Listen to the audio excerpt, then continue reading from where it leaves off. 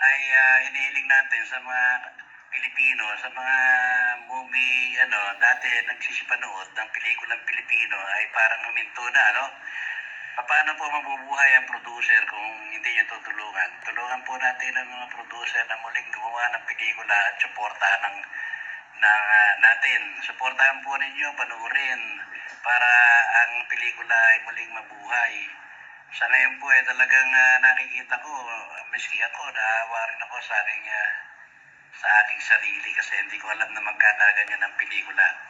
Nasanay lang ako na ang palibas at ang trabaho ay pelikula, di ba? Nasanay po ako na puro pelikula lang inasahan. Hindi po ako nag-business dati.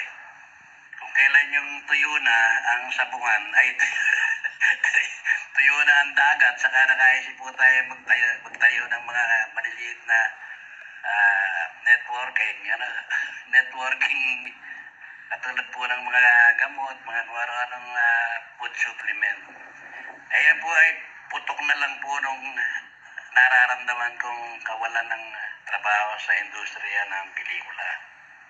Kaya po sa mga moviegoers na dati naman kung panoorin natin ang mga pelikula at suportahan ay gano'n na lang. Ngayon po ay kung maaari ay gawin po natin uli yun. Suportahan po uli natin at nang marami pong gumawang pelikula na Pinoy nang makarating uli sa ibang bansa ang mga pelikula natin. Ano? Ano pa masasabi niyo sa mga pumupuntang mga artista rito sa Amerika? Sila tulad nila Christopher De Leon, Aisa Seguera, yung mga celebrity na pupunta rito.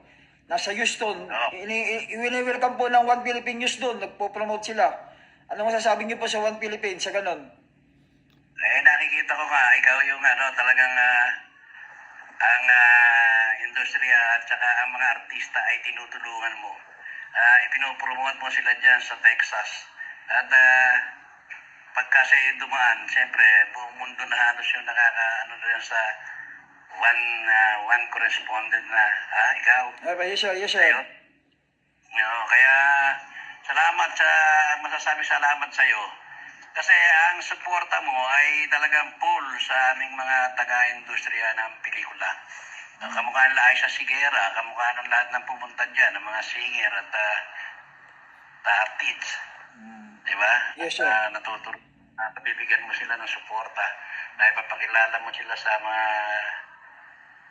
Sa buong Amerika po, nakikita kayo na sa tulong ni Sir Ryan Tejeros and si Sir Bong Sausa, the producer, the publisher,